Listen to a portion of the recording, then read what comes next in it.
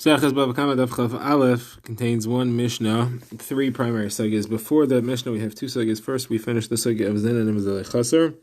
Then we refer back to the Mishnah and talk about the case of an animal eating from the Rechava, from the street, from the Chanos, where it was standing at the time and where it turned its head to. Then we'll get to the Mishnah, which talks about an animal jumping off a roof and continuing halachos of the mazik of Shein. So let's begin. The Gemara is in the middle of discussing the concept of Zen and of Chaser. That's if somebody gains a benefit from someone else's property, but that person doesn't lose. The example we've been discussing is if somebody uses someone else's house or yard, and that person would not anyway have rented it out, so he doesn't lose any revenue. Well, this person would have otherwise had to rent the house, and therefore he gains a revenue. So the question is, does he owe him for it? And the Gemara is going to continue to bring opinions about Zen and of Chaser. So the Gemara says that Rabbi Abba bar Zavda sent to Mori bar Mar. He said, ask to Rav Huna, what's halacha if somebody lives in the chutzner of his friend without that person's knowledge? Again, a case of Zenes of Chaser Pashtos. We'll see that it could be otherwise. Does he have to pay him or not? So he sent the question, but by the time the question got to Rav Huna had already died. Of course, he couldn't answer then. But his son, Rabbi bar Rav Huna, said, this is what my father used to say. In the name of Rav, he does not need to pay. Meaning, we pass again, Zen and Chaser is potter, doesn't have to pay for it. However, the Gemara says that he has a contradictory psak, and that's if someone rents a house from Ruvain, and then it turns out that the house belonged to Shimon, and he already paid rent to Ruvain, he has to now go pay rent to Shimon, because it was Shimon's house. So the Gemara says, what does Shimon have to do with this? The Gemara explains that he didn't realize the house had belonged to Shimon, and now it finds out that it belongs to Shimon. So Gemara says, so this is a contradictory psak, because he is living in Shimon's house without Shimon's knowledge. Why should he have to pay Shimon now if you say Zen and Chaser is potter? So Gemara answers, here we're talking about where Shimon would have otherwise rented it out, and therefore it's Zen and Chaser. The case where we said it's potter is Zen and Chaser, where he would not have rented it out otherwise. The Gemara brings more opinions here. The Gemara brings Rav Chia bar Avin, the name of Rav. Some say it was Rav Chia bar Avin in the name of Rav Huna. Somebody lives in his friend's chutzner without his knowledge, does not need to pay. And if somebody rents a house from the people of the city, that's a public property, he has to pay the owners. Owners, what owners? The says, but then it was found out that there were really owners that didn't belong to the rabbim, he has to pay them. Again, the same halacha as Reuven in the Shimon case before. So the Gemara says, again, this contradicts the previous halacha, because this seems to indicate that if Zen and Avzal Chaser, you do have to pay. So the Gemara says, no, it's not a case of Zen and Avzal Chaser, it's talking about where the owners otherwise would have rented it out. Another example of this is Rav Schair in the name of Rav Huna, in the name of Rav, who says that somebody lives in his friend's chutzner without his knowledge, does not need to pay. Zen and Avzal Chaser is potter. And now he brings a source for it. He brings a pasuk that says, Usiya Yukas Sha'ar. Ushiya Yukas Sha'ar. That's in Yeshaya, it says Nishar Be'ir Sham Ushiya Yukas Sha'ar. Which the Gemara explains means that there's a shade that occupies unoccupied homes. If there's no humans there, these shadim moved in and they destroy the house. So by this person living there, he kept those shadim away, and therefore he gave benefit to the person who owns the house, otherwise it would have been empty.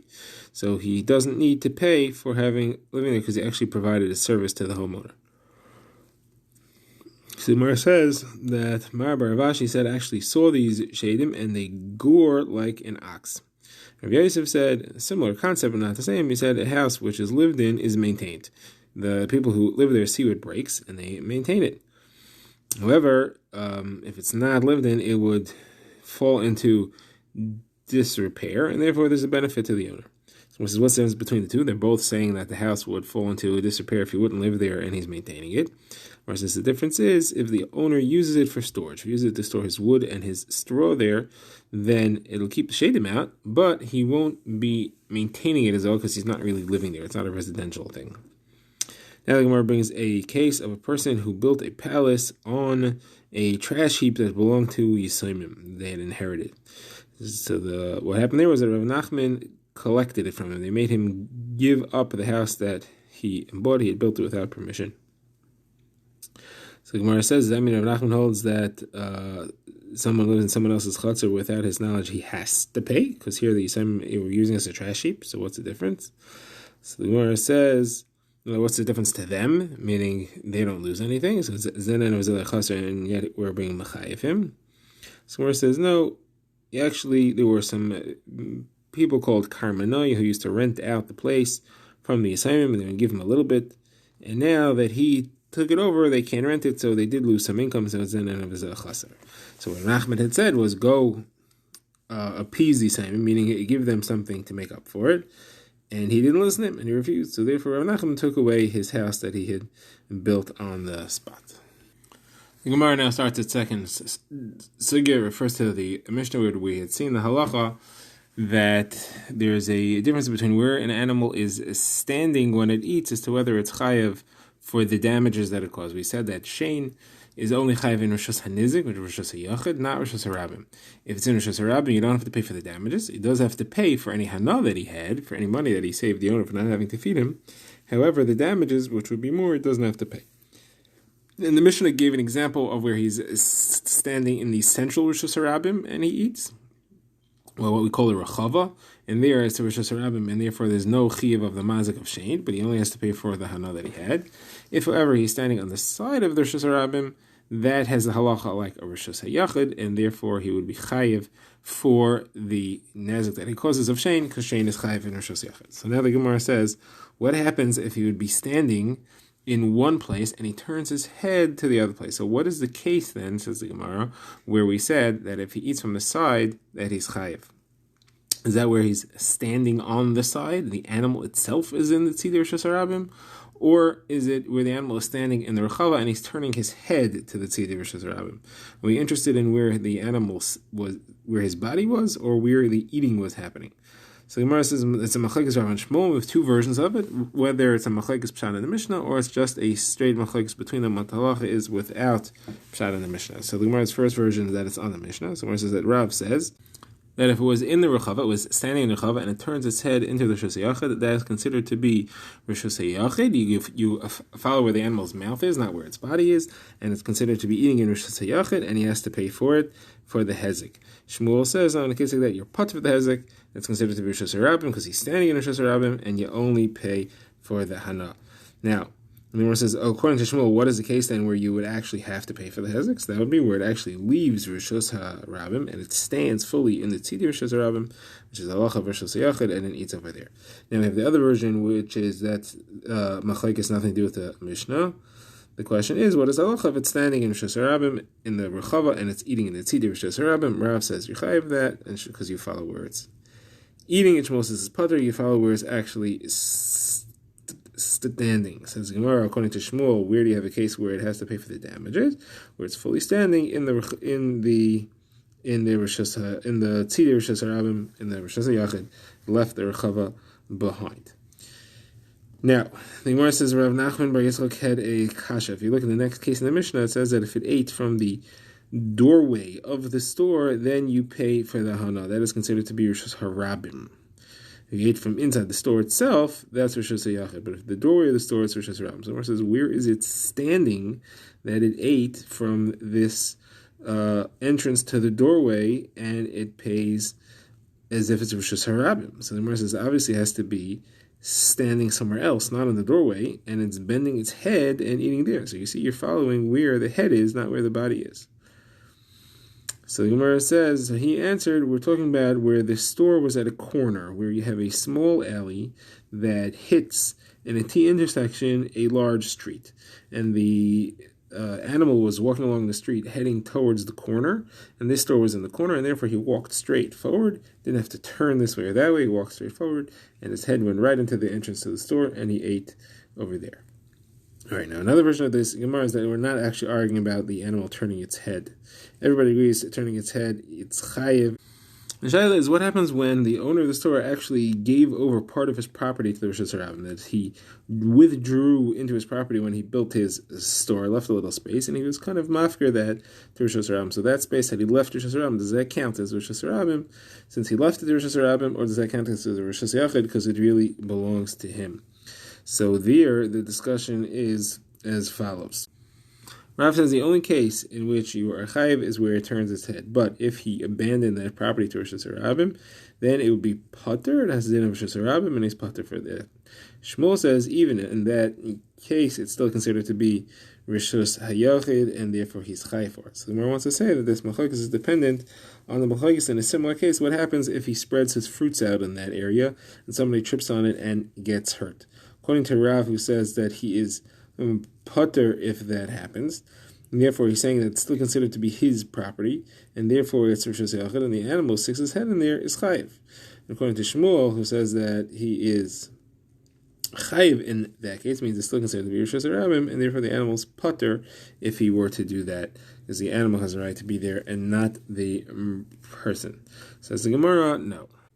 Really, I can tell you that Rav holds that the fruits that you spread out, you're pater for, and that's because it's still considered to be your private rishus. You own it, even though you allow the Rishus Harabim to walk there, and the Torah is not mechayiv you for a bar that's there. However, the animal is still not going to be chayiv, because since you're allowing the animal to walk there, you can't put your fruits there and then start complaining when the animal eats them.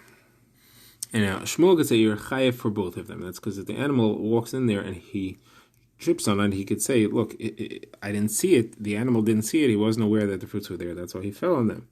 And the claim is it's a Rishus Harabim as far as he has permission to walk there, and therefore he could say, you set up a situation where I couldn't see them, and that's why the hezek happened, so you're chayiv for that. However, if the animal eats it, he's going to be chayiv, because there he can't say he didn't see them, or he's eating them.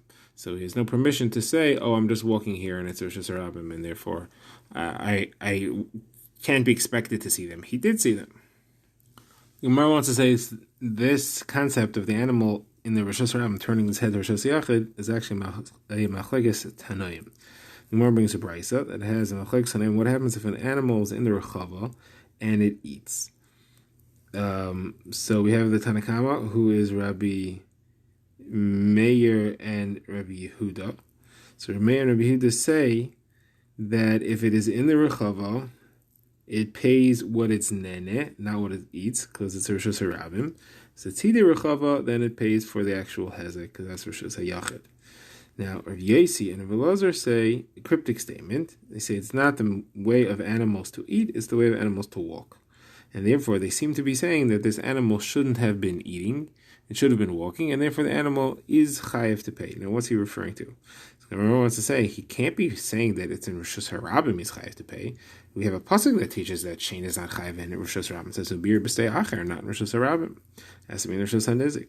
So he must then be talking about the tzidei Rishus Harabim. But the tzidei Rishus Harabim, then he's saying the same thing as Reb Meir and Rabbi Yehuda. Reb Meir and Rabbi Yehuda said that in tzidei Rishus Harabim it's chayiv, mashehizik, and here they're also saying that it's not normal for it to eat; it should be walking, and therefore it's also saying that it's chayiv, mashehizik. So what's the difference between them? So the difference between them must be our case where the animal is standing in the rechava and it turns its head and it eats from the tzidei rechava. How does that machlokes play out here? So Rabbi Meir and Rabbi Yehuda say that the only time that they're actually chayiv is if they're standing in the tzidei Rishus Harabim. Anything else, like our case, is going to be pater. And Rabbi Yasi and Rabbi Elazar come and they say, no, the animal should not have been turning its head. It should not have been doing anything. It should have been just walking. And therefore, if it's turning its head from the Rishus Harabim, from the Rechava into the Tzidei, it is chayiv as well because it's behaving in a strange manner. Says the Gemara, now we're going to reject and tell you a different pshat on what this machlokes is. Machlokes is in Rishus Harabim mamish, in the real Rechava. What's in the Tzidei? What's in the case where it turns its head? They all agree to Rav, or they all agree to Shmuel. They all say chayiv, all say pater. That's not our shaila. Our shaila is in the case where it's in Rishus Harabim mamish, and the machlokes that they have is really, do you have the pasuk, do you have the drasha of ubir b'stei acher teaching me that it's pater for shein in Rishus Harabim, or is it me to say it's pater for shein in Rishus Hamazik? But Rishus Harabim, according to one opinion, is chayiv. So that's the argument is you pater chayiv on Rishus Harabim. Says so you mean to tell me that one of them holds that the pasuk of ubir b'stei acher is teaching me that you're not chayiv for shein that happens in Rishus of the Mazik? That can't be. Why would I need a pasuk for that? Simple logic says you don't need to pay for that, because what happened is that the nizik brought his fruits into the mazik's rishos, and the mazik's cow ate that. So let him say, why'd you bring your fruits here? You brought your fruits here, they don't belong here. If they got eaten, it's your problem. There's no reason to be mechai for that. So that can't be what it's about. So says Gemara, another answer, no, actually the machlokes between these tanoim is the case of ilfa and the case of Rav Elisha. The case of ilfa, where the animal is walking in the regular rishos harabim, and it eats from the sack that's being carried on the back of another, or it jumps up and it eats from something that someone's holding, from a kupa that someone's holding. So the opinions here, therefore, would be that Rabbi Meir says, anytime you're in the Rechava, your pater, doesn't matter if you're doing something weird like that. And Rabbi Yossi says you're not supposed to be jumping. You're supposed to be walking normally. And therefore, you're doing something strange, and therefore you're chayav for that. Now we get the next Mishnah, which discusses some interesting cases of a dog and a goat. So the Mishnah says if you had a dog and a goat and you put it on your roof and it jumped off and broke some kalim when it landed, so you have to pay nezik sholim, because that is regal for them. That is a normal thing for them to do. That's what they do. They jump off roofs, and therefore it's a normal activity, so you pay regal. And we're talking about in rishos hanizik, or you would not be chayav for regal if it was rishos harabim. Second case is the case we saw quoted earlier. If you have a dog that takes a cookie from the fire and there was a coal stuck on the cookie, it takes it to a stack of grain and it eats the cookie, dropping the coal on the grain and burning it. So he damaged two things. He ate the cookie and he burned down the grain. So the halacha is for the cookie he pays nezek shalom because that is shein. For the grain he pays half nezek, and the Gemara will have to explain why.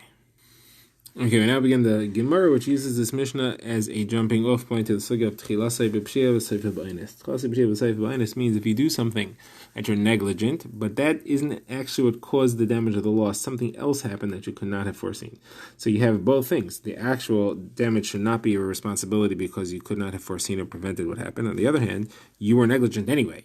So should you be chayav for that, or should you be pater for that? So the Gemara makes a deal from the Mishnah. The Mishnah says that if the dog and the goat jumped off the roof and broke the kalim, you're chayav for them because you should have known that they were going to jump. Now, what if they fell? You would not. You cannot be expected to know or to prevent that they would fall. So that's tchilasei b'pshia because you shouldn't have put them there because they could have jumped. So if they didn't really jump, they fell. But the implication of the Mishnah is that they'd be pater for that. So you see that the Mishnah seems to be holding tchilasei b'pshia v'seif b'aynis is pater, and it's a machlokes in Bava Kamma, in Hamafkid, and this should be a proof that tchilasei b'pshia v'seif b'aynis is pater. So Gemara says you have a brisa that says that way also, though. You have a brisa that says that if the dog or the goat jump off the roof and break the kalim, you have to pay nezik shalem. But if they fell, you pater. So this is explicitly then holding chassid b'shia v'seif b'aynis is pater. So what is the other man that Amar going to do with this? How could he hold chayiv? So the Gemara says that he will say that we're talking about a case where there's no pshia, because the kalim were right under the wall, or right at the bottom of the wall. If the animal would jump, it would jump over them. It wouldn't hit them. So the pshia never happened. The kalim were protected from this animal. Only the nefila, that the fact that it fell, that's what made it fall straight down and break the kli that was there. So that's tchilasei b'aynis, the sefer b'aynis. The pshia had nothing to do with. There was no pshia. It was the pshia was not a sakana to any kli. So now the Gemara says Razvin, name of Rava, there are certain circumstances in which you could even be chayav for the animal falling off. Now the Gemara has to figure out what that circumstance is. Obviously, you couldn't be expected for that. So our first wants to say, maybe he's talking about where the wall was weak and bricks could have fallen off the wall. And you should have known that. So you're a posheya for putting it near the wall where bricks could fall off and smash it. So Gemara says, but the bricks didn't fall. The animal fell. So it's chassid b'shia v'seif b'aynis. You want to go back into that? We're saying, okay, so that's not the case. We're talking about where there's a narrow wall, and therefore it's a pshia for the animal to fall. It's very likely that it's going to fall. Now, related to this, the Gemara quotes a brisa about jumping. The Gemara says if the dog and the goat jumped up from the floor to the roof and broke something, you would be pater for that. The Gemara will say soon, you're pater from nezek shalem because it's meshuna, it's not normal, it's karen, and therefore you are chayev chatzi nezek, but jumps from the top to the bottom, you're chayev for that because that's normal. However, a person and a chicken, you would be chayev nezek shalem for either way. A person, there is no p'tur of karen, there's no p'tur of meshuna, he's fully responsible, he's moved right away. And a chicken, it's normal to jump upwards, he has wings, and he can do that, and therefore it's regular regel, and he's chayav for that. So there's a brisa that says that a dog and a goat that jumped, whether from up to down, from down to up, are pturin. So Gemara says, why should that be? The Gemara answers, right? We said it's normal to jump off. The Gemara answers because we're talking about where they each went up in their opposite way. The dog usually climbs, and the goat jumps. Here, what happened was the dog jumped, and the goat climbed.